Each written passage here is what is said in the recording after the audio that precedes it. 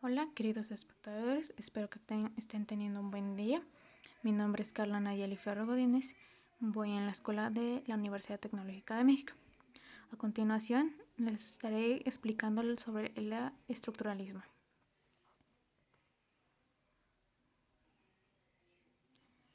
Empezaremos con su contexto histórico. Es un movimiento filosófico que surgió alrededor de 1920 en Europa. Su comienzo del estructuralismo fue con el trabajo del suizo Ferdinand de Saussure, con el curso de Lingüística General que fue publicado en 1916. El propósito del estructuralismo es describir y analizar una variedad de objetos de estudio como lo es la cultura, la economía, el lenguaje, la literatura, la política, entre otras cosas. Resultó ser una especie de conciencia que despierta y que permitió comprender y analizar los conocimientos que se adoptan de manera inconsciente bajo las costumbres y códigos que tienen lugar en una cultura determinada y en la que intervienen múltiples disciplinas de estudio. La corriente se puede analizar desde tres bases principales. La primera con la que iniciaremos es el estructuralismo lingüístico. Está basada en las teorías de Saussure. La lingüística es la disciplina cuyo objeto de estudio es la lengua, un sistema de signos que se encuentran en la mente de varios individuos y por eso se le considera social y homogéneo.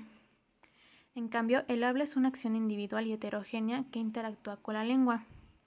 Las personas logran entenderse al hablar porque la relación entre significante y significado se basa en convenciones sociales o estructuras, es decir, porque comparten los mismos códigos.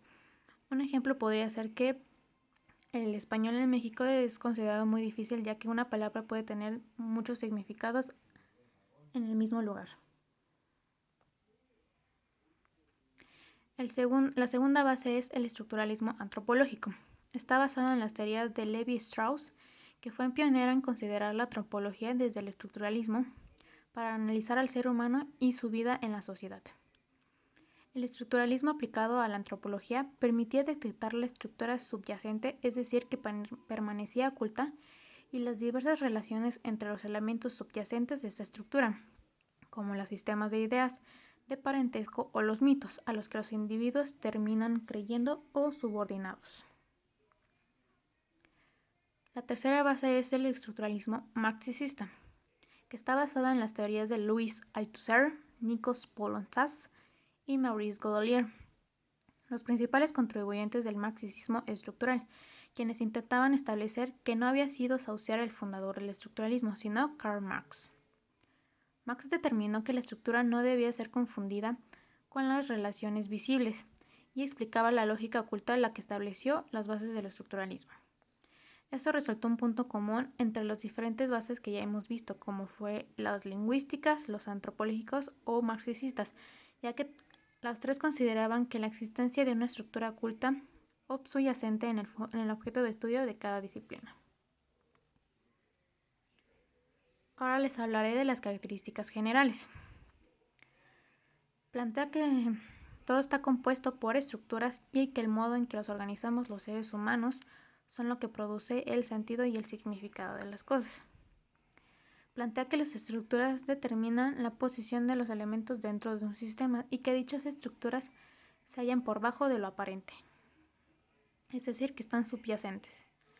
Busque de dichas estructuras invisibles para traerlas a la luz y poder explicarlas cómo operan en el sistema que hay dentro de un objeto de estudio. El estructuralismo fue una herramienta sumamente útil durante el siglo XX en el desarrollo de las ciencias sociales. Engendró escuelas de pensamiento específicas dentro de la lingüística, psicología, literatura, antropología, sociología y entre otras muchas disciplinas.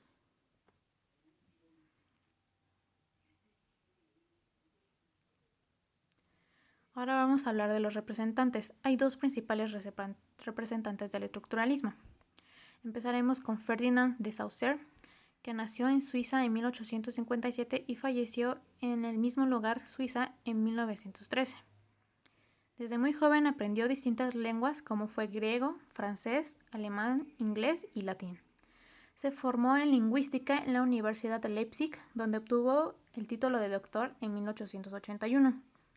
Se desempeñó como profesor de lingüística histórica hasta el año de 1906, cuando impartió el curso de lingüística general que hablaremos más adelante, que orientó gran parte de su atención. Fue precursor del estructuralismo y del postestructuralismo. Ferdinand de Saussure desarrolló la teoría de los signos que conocemos como semiótica, que también hablaremos más adelante. Es conocido en la actualidad como el padre de la lingüística, más precisamente de la lingüística estructural, debido a que sus teorías dieron comienzo a dicha corriente y sus correspondientes escuelas. El curso de lingüística general.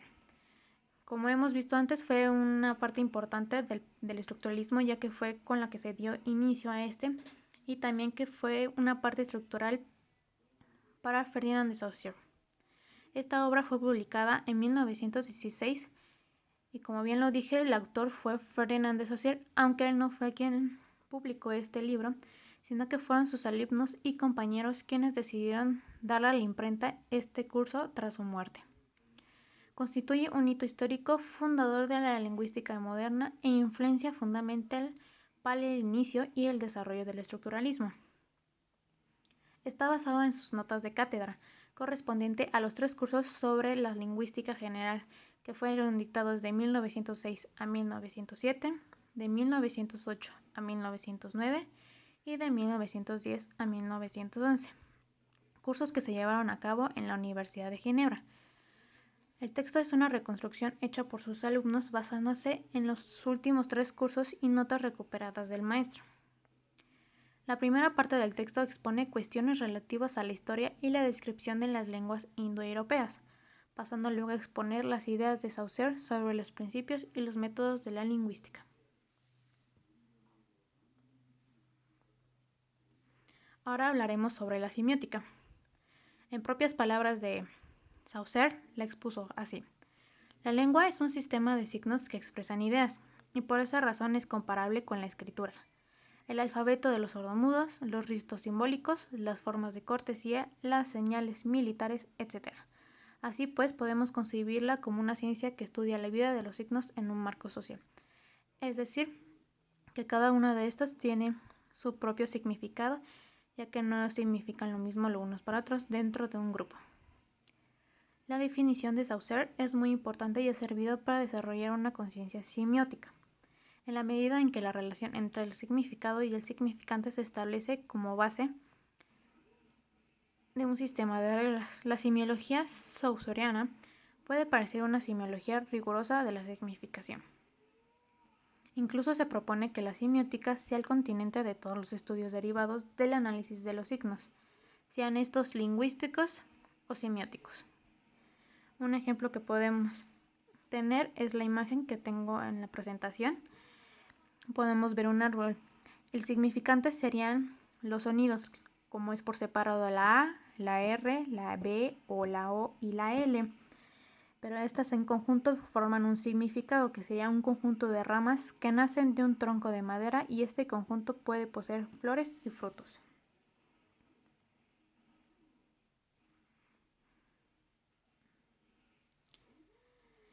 El otro principal representante del estructuralismo es Claude Lévi-Strauss, quien nació en Bruselas en 1908 y murió en París en 2009.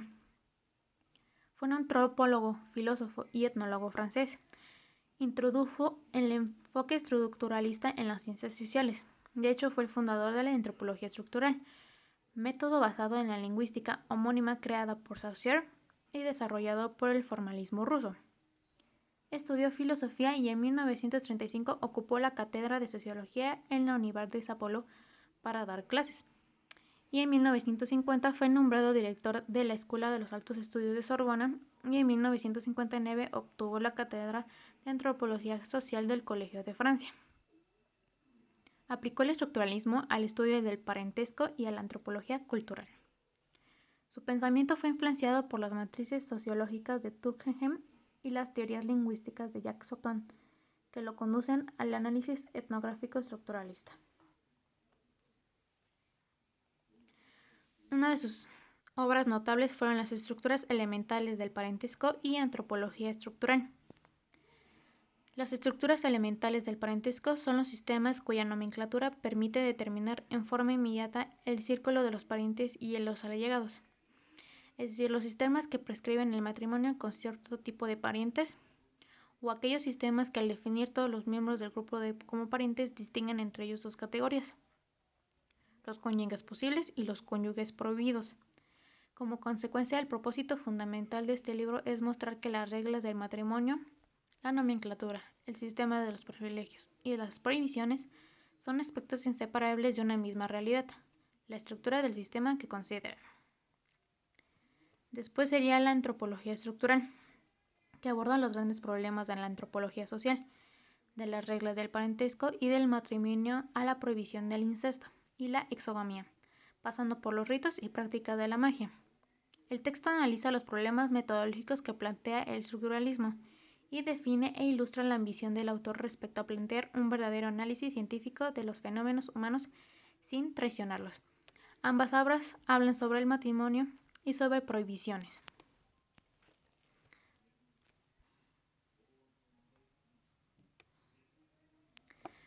Estos son otros representantes que fueron influenciados por el estructuralismo. No son principales, pero sí vale la pena mencionarlos. Con el primero que empezamos es Roland Barthes, que nació en 1915 en Cherburgo y murió en París en 1980. Fue un filósofo, escritor y crítico y semiólogo estructuralista francés, quien se interesó y escribió sobre lingüística, filosofía del lenguaje, los signos, los símbolos y la fotografía. Su principal aportación fue incluir al estudio de los signos la semiología. ¿Qué es la semiología? Esta disciplina entiende que los seres humanos no se comunican no solamente a través de signos lingüísticos, sino también de otros elementos culturales, tales como la ropa, el peinado, los gestos, las imágenes, las formas y los colores, a fin de convencernos unos a otros respecto de las emociones. Son cosas que queremos o deseamos transmitir. El otro representante es Jacques Lacan, que nació en 1901 en París y falleció en 1981 en Ibidem. Fue un psiquiatra y psicoanalista francés conocido por los aportes teóricos que hizo al psicoanálisis, sobre la base de la experiencia analítica y la lectura de Sigmund Freud, combinada con elementos de la filosofía, al estructuralismo, la lingüística estructural y las matemáticas. La principal aportación fue la teoría lacaniana. No hablaremos de esta porque no tiene que ver con el tema de estructuralismo, pero sí hablaremos cómo el estructuralismo influyó en ella. Tanto la antropología de Lévi-Strauss como la lingüística de Jacobson le permitieron a Lacan realizar su proyecto freudiano, atravesado por una nueva forma de producir ciencia. Lacan encontró en la lingüística estructural la posibilidad de devolver al psicoanálisis a su campo específico, que es el del lenguaje. Por último, pero no menos importante, Jean Baudrillard, que nació en 1929 en Reims y falleció en 2007 en París. Fue un filósofo y sociólogo francés, crítico de la cultura francesa. Su trabajo se relaciona con el análisis de la posmodernidad y la filosofía del postestructuralismo. No hablaremos de su aportación, pero sí hablaremos sobre obras influenciadas que fueron por el estructuralismo.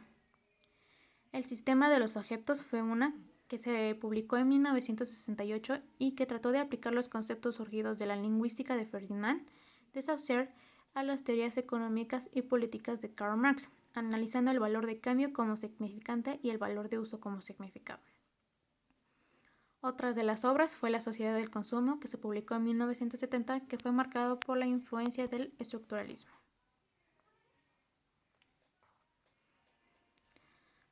Como todo movimiento tiene su parte negativa, en este caso fue el postestructuralismo, que surgió en la década de 1960, como una crítica al pensamiento estructuralista del individuo considerado un sujeto que está sujetado a una estructura para entenderlo como un individuo liberado.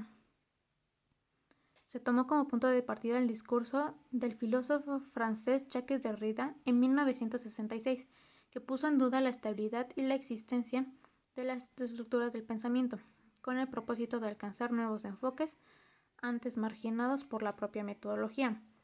El postestructuralismo rompió con el concepto analista del estructuralismo, que consideraba por ejemplo, a la naturaleza y a la sociedad como términos opuestos o binarios. El principal logro del postestructuralismo fue haber redescubierto y ampliado las posibilidades analíticas y radicales propias de la teoría del lenguaje de Saussure. Tenemos las referencias bibliográficas donde tenemos las fuentes consultadas de la obtención de la información que estuvo expuesta en esta presentación.